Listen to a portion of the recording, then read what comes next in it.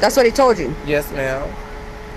He got me this car. They delivered me this car. They delivered you that car? Yes. When? Welcome back to Advocacy Alchemy with Professor Ross. Today we have a good one, guys. What would you do if someone offered you a new car, no credit check, no down payment, just $800 and a fresh start? That's a deal Trevian Burns thought was on the table. They walked into a high-end dealership in Spring, Texas, thought they were buying a lifestyle, but they bought a third-degree felony. Today we're breaking down a real case where identity theft, dealership deception, and so-called CPN nearly helped a man drive away in someone else's name. With that, let's dive in. Turn the car off! Step out! Face the way! Face the way, simple instructions! Walk back towards me! What time? Stop. So we're all under there? I don't know. What happened? You just act like everybody's stuff. Yeah, go inside. Wait a minute. All right, back passenger, step out, keep your hands up. Face away from me. Face away from me. Oh. Set your items on the ground and face away. Put the bag, face away, walk back. Walk back. Face away, walk back. Walk back. Walk back. Stop. Walk back. Stop. On your knee. Hands behind your back. So why am I getting arrested? So why I'm getting arrested? I'll check with You're not getting arrested. So why am I getting arrested? Believe a crime has occurred. Well, shit, I'm not in the crime. I ain't doing shit. Well, why are you with these people? Double lock them. I'm just a person of the Drop, passenger, step out. Okay, hold on. Throw me a cuff. I got my hello. I got her. Oh, thank you, sir. Come back. Come back. Can you tell me what happened? Yeah. What are y'all doing here? Oh, I just run with my friend. You Doing can what? run me. She was coming to get her a car. You can run my name. You're not being arrested, so chill out. Otherwise, I can do what I need to. Man. No, you don't. Yes, I do. You're YouTube. Put me in the handcuffs. I'm sorry. Page was on it. I was really hoping this was going to turn into a chase. Yeah, Because these things are... This is the official Kia tag. Okay. So who do we call for this? We tried to call Madisonville. No, but this is the Kia. Oh, just call Cowboy Kia. Yeah. Yeah, tell him Run this thing, or he's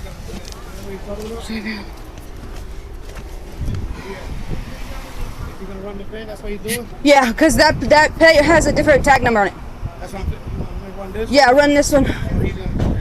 He's running the paper tag, calling Cowboy Kia, run this one. This is the one that they just bought supposedly, but go ahead and run it. Is this the Kia? Yeah.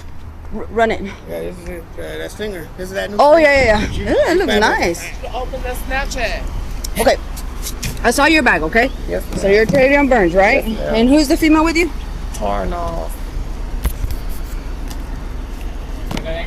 You want everybody's name? Oh, yeah. And you're Trevian? Yes, I said take him to jail. And Burns last name? ma'am. I'm gonna pat you down, okay? Okay. I'm gonna pat you down first, okay? Do you have anything that's gonna cut me, stick me, poke, or anything like that? Or you want a bra, sports bra, or what? Are you wearing bra, sports bra? Okay, I'm gonna have to put this one. It's just because I need to give up dude that sold me the CPN too. I'm sorry? The dude that sold me the information for the car, I need to give him up. Oh, someone sold you the information? Yes. I never thought I would get in trouble for it. We call ourselves going together, messing around. He's like, here, I'm gonna help you get a new car. And he gave you the information? Mm-hmm. Who was I this? still got the messages. If you can open my phone and go into my Snapchat. You saved the can pull it messages? off. Do you remember his first name? Royal, that's all I know. Royal? I saved everything. Yes, ma'am. And he sold you? Yes, ma'am. So we just. I have. Okay, so I have everything. you have everything in there. How much did he sell it for you to? And he got me out of $800. $800? Do you know whose information that was? He said it's a CPN. CPN? Mm-hmm. What is that? Like a CPN, a starting over credit.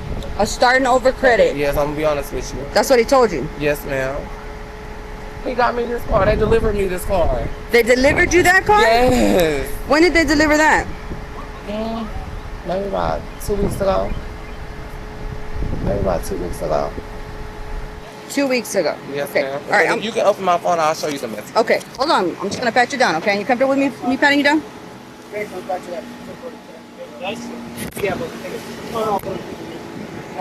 Lean forward for me. Oh, them, they fake. Okay, but I still gotta make sure you ain't got nothing in there. Okay.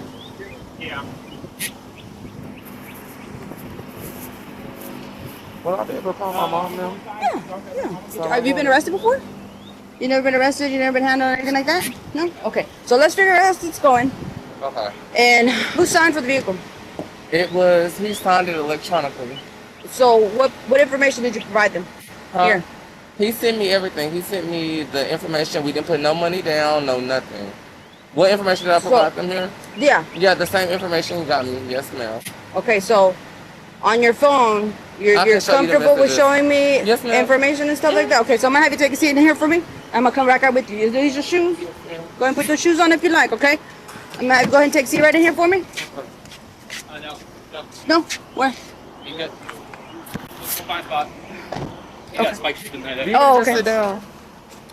Well, I don't want to put you uncomfortable, but if you I'm feel more good. comfortable, all right. So go ahead and sit down right here. She's claiming that a gentleman sold her this information to purchase this vehicle and to purchase the one you're getting today. Yeah, I can show y'all. Sold the information. See? He told me literally everything. Told me everything. Start from the was green. beginning. How that?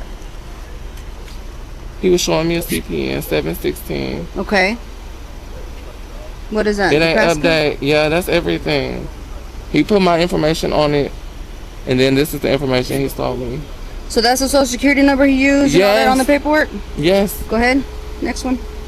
He sent his cash out. I can show you where I cashed out. Hold on. Let me. That's his cash up right there. Mhm. D Carter. Mhm. Okay. What's the next one? And then he sent me another one. He was talking about, I need somebody to buy this one. That's another one he sent. Like I can call him. What and number talk is to this? him. Huh? What contact is that? This is 980. I don't know who number that is. Hold on. That's for me, but I don't know who number that is. 980. I can call it. Well, let me see the one before it. That was pretty much it. He sold it to me though. Let me see. Go up a little bit. Right here. What's that? What is this? That's another CPN. He did fraud alert. You place a fraud alert. So how many times? So how many did you buy? This from my him? first time. Me? This is my first time buying from him ever. From him? Yes. Just the 800. That's it. Mhm. Let me see your cash app where you paid him.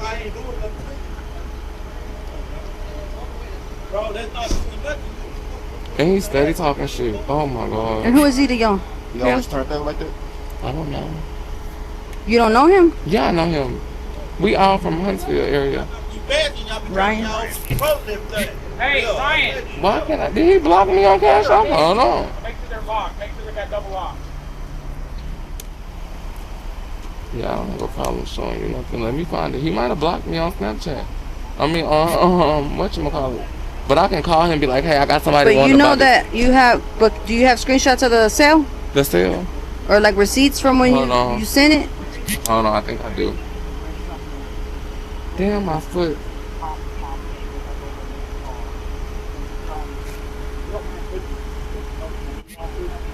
That's my brother. He blocked me on Cash App. But I can call him on the phone and like literally get him on the phone and lure him in. Cause he sold it to me. He blocked me on Cash App.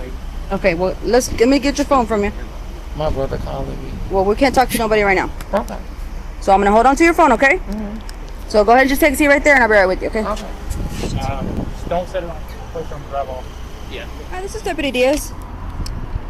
Is this Mark? Hi, Mark. I'm here with one of your vehicles that you guys, I guess our suspects got out of you guys from Kia. I just talked to Zeramino with HPD, and you guys are coming in route. Well, I need paperwork. Is there a way you can email it to me? And I need documentations, the IDs, everything and anything that they use to purchase this. Who was the purchaser of this vehicle?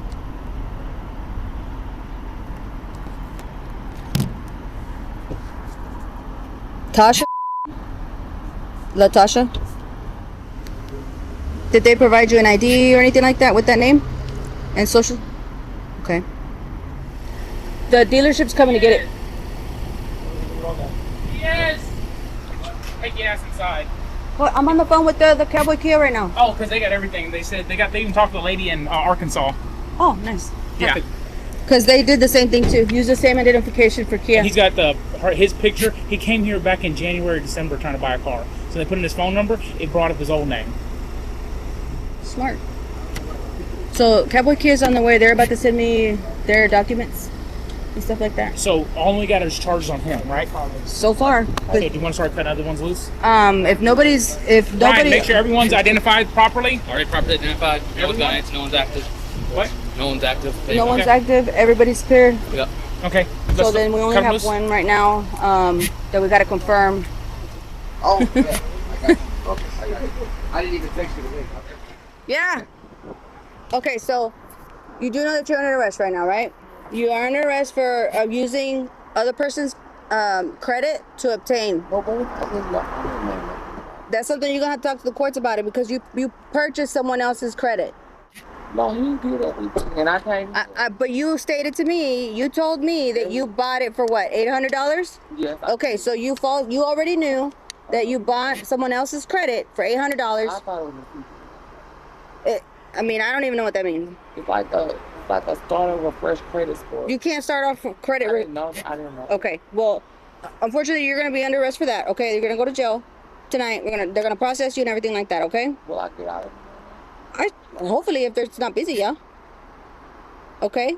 What did you have your property released to your friends? I don't know even know where my purse is. They said it was in the car. Then they said she had it, and then they brought my cell phone back this way.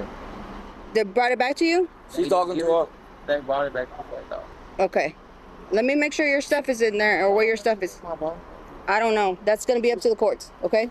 That's gonna be up to the courts. I will see the judge in front of her. Yeah. You'll see the court. They'll be able to tell you everything right then and there once you get processed and everything. Okay. And then I'll be able to go home. No? Once they let you and process you and everything like that, you see the judge and you see bond and all that stuff. At that point, if they feel like they're gonna release you, they're gonna release you. Okay, hold on. All right, put them up. Hold on. Is she there? Who has all the documentation? That's me. Okay, awesome. Thank you. The Beautiful. This is his original driver's license. So he came in when? In December. In December. Wonderful. As himself. Okay. What's your real name? All right. And so this is my entire folder. He signed here, here, here. Initial sign, signed, signed, signed, signed, signed, and they know their credit, and that's everything that they sign. Okay. Now, can you? And this is who they financed the Kia with in her name. Okay. That's the payoff on the Okay. Kia. For what? The Kia Stinger that they were in. This is all the just bought information that they from used. Cowboy Kia. Yeah, but he said pay off. So they're not paying on anymore, or is it full payment? The loan? No, they just bought it. Oh, yeah. Yeah, their first payment. I know the pay off meant like it was cleared. Yeah. No, this is what they still owe. This is what they still owe. How much is a Kia Stinger? That's a nice 60 little car. grand, 60 something thousand. 60 grand. Yeah. I think that Kia Optima for like 25. Their payoff is $57,000, and we were like, well, it's a $22,000 car, so you get $31,000 upside down. So you can't. The car's worthless. Kia's worthless after you buy it. I don't care what you pay for it. Yeah.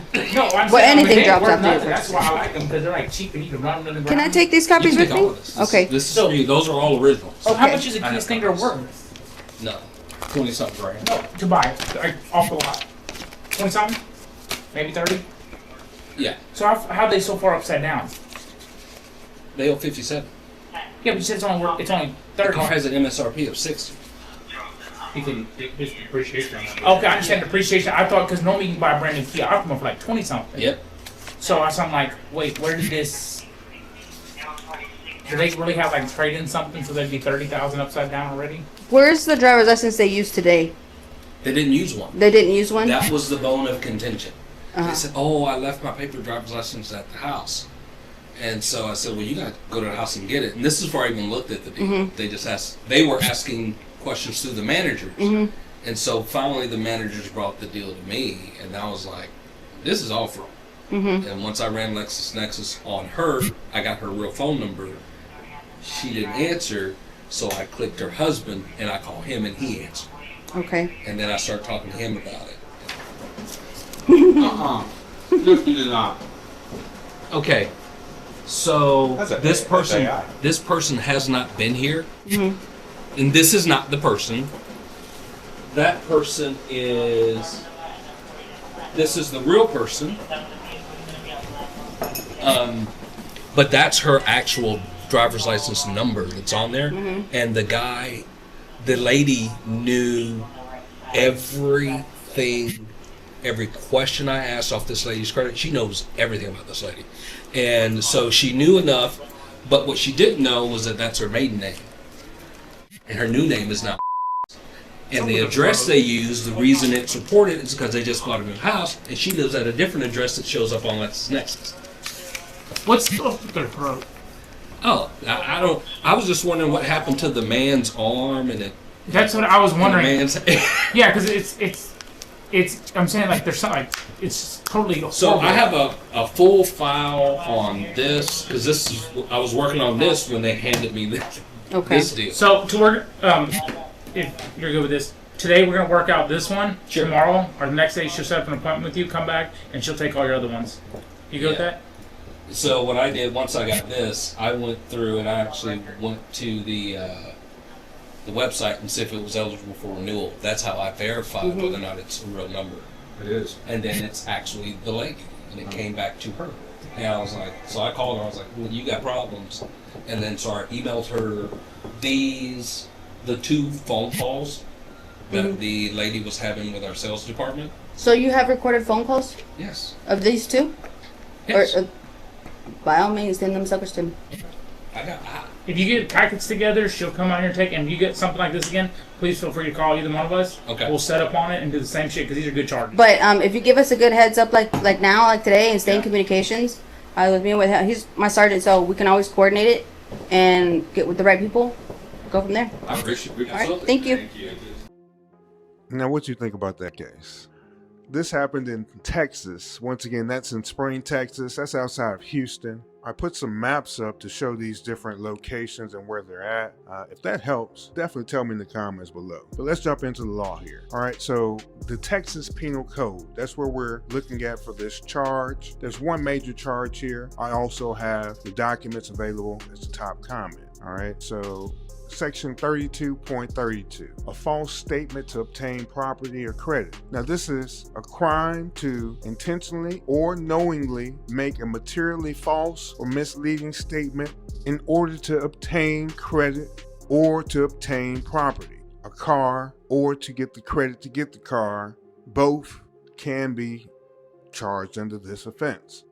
The key elements are you have a false statement, you have intent to obtain credit or property, and you obtain that approval or you actually receive the property. Now, this is a third-degree felony. It carries a range of prison time between 2 and 10 years in prison, up to $10,000 as a fine. Now, there is the option for community supervision. Now, here, Burns used a fake identity and that person's personal information in order to secure financing for a vehicle worth more than $30,000. Now, that's squarely within the threshold of this third-degree felony. Now, he did plead on this case for a deferred judgment of probation of about 3 years, and that means that he accepted guilt. He was placed on probation, and some of his conditions were 3 years community supervision, 30 hours of community service, random drug tests, no contact with a victim, full restitution and court fees. All right, so with that, let's move into our next section, the evidentiary standards. And also, once again, I have those documents below. You can get those documents. Look at the top comment. Let's walk through how the evidence stacks up when moving through a case from suspicion to conviction. First, we have mere suspicion. Now, this is simply a gut feeling. You know, it's that little twitch that's in your brain that says that, hey, something's wrong, something's off, let's get on high alert. You don't have facts, you don't really have any proof, it's just a sense. Now in this case, a financial manager saw a man claiming a high-end car with no down payment, no consistent history, and a story that didn't sit right. Moving up to reasonable suspicion. Now this is when the government or the police have more than a gut feeling. It becomes anchored in something observable. It's not just a guess, but it's something couched with specific, articulable facts, and it gives a reason for the police to investigate further. Now, not to arrest, but you can detain someone to probe and to ask questions and see if they have enough to arrest people. Now here, the dealership couldn't verify the ID, details weren't adding up, they called the police, and later the threshold was met. Moving up to number 3, probable cause. Now this is where the line is crossed, okay? At this point, the police can arrest people or they can go and seek out a warrant from a judge, either to search for something or to arrest other people. There's enough reliable information to believe a crime has been committed or is being committed. At this stage, an officer can act. They can make an arrest. We're well beyond a hunch at this point. Now, what triggered it here? Now, we have Burns that admitted to buying someone else's information. All right, first off, all right, offered to show the messages, even knew the alias of this other person, Royal, who sold them the profile. At that point, the arrest was not just justified, it's pretty much inevitable. Now, moving up to a preponderance of the evidence. Now, this is the standard that's used in civil cases. It means more likely than not. Now you have to think about, if you have 51% of the evidence in your favor, you can win this type of case. It's just a tipping of the scale. Now, if this had gone to a civil courtroom where people are suing each other for money, a judge could say, based on what I see, the screenshots, the cash app, the confession, it's more likely than not that Burns committed identity fraud. All right. Now, this would be a case of, say, for instance, this Diaz person brought this case, and you can find out about that person looking at the documents below. All right. Moving on. Let's move into the clear and convincing evidence. Now, at this standard, it means that everything is more serious. It's not just more likely than not, it's highly probable. The truth isn't just leaning one way or the other, it's clearly there, looking at you right in your face. In this case, you got documentation. You have a digital trail. The fact that Burns knew every detail of the victim's credit, it goes beyond likelihood. It becomes compelling that something was going on here, okay? Now, this is the standard that's used when a person wants to bring a lawsuit against someone for fraud, saying a person defrauded me. You need to have more evidence showing that there was a fraud going on. With this, having those cash app records, having the confession is one, that's hands down. But if the police were able to gather all this other stuff, now if they're going after this other person, D. Carter, they have all this information already gathered, so the gig is up. Let's move on to our highest level, beyond a reasonable doubt. Now, this is the gold standard. This is the final gate before conviction. It demands that no reasonable person could watch the evidence unfold and still say, maybe he didn't do it. It doesn't mean no doubt, it means no reasonable doubt. It takes about 90 to 95% of the evidence being in favor of the government to meet this standard. Here, if this went to trial, the jury would hear the confession, they'd review the phone records, examine the dealership testimony, watch the body cam footage of Burns volunteering information.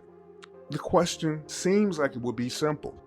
Is there any real doubt that they did this crime?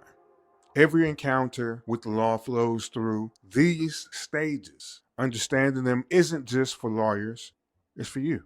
The next time someone says, oh, they didn't have to arrest them, ask, what level of evidence were they working with? All right, next let's move into the jury perspective. Let's take a step back. Imagine you're sitting right in that jury box. There's 12 of you. You've heard the confession, you've seen the paperwork, you've watched the suspect offer up messages, digital receipts, and even give you names. Now ask yourself this. Did Trevian Burns really believe any of this was legal? Burns handed over $800 for a credit profile, not in his name. They told the police someone hooked them up with a fresh identity. Is that being naive, or is that calculated deception? Were they misled, or were they trying to be misleading? What do you make of the fact that they offered to lure in the seller on camera? And do you think that erases any liability of what's already happened? Does the willingness to show Snapchat messages make them more honest or just more caught? Now, if you're a juror, think about this. Would you believe that anyone walking into a luxury dealership, filling out fake credit paperwork and trying to leave with a car, do you believe they didn't know they were committing fraud? But it's your call right now. You're a jury member. Put your verdict in the comments, guilty or not guilty. And also, tell me why. Now, this is a masterclass in fraud, modern day fraud. I don't know if this person is being for real or if it's all part of the game. Dressing up as a woman, blonde wig, everything. I don't know, man. All right, but anyways, this isn't bank robbery. It's not hacking. It's just one person with the phone, $800, and the nerve to use someone else's identity to try to level up. But what Trevian Burns didn't count on was the luxury dealerships use LexisNexis, not just a person's good faith. The finance managers run names, verify addresses. They know when someone is saying something that it just doesn't smell quite right. When the law showed up, the explanation, it made the whole thing just sort of fall apart.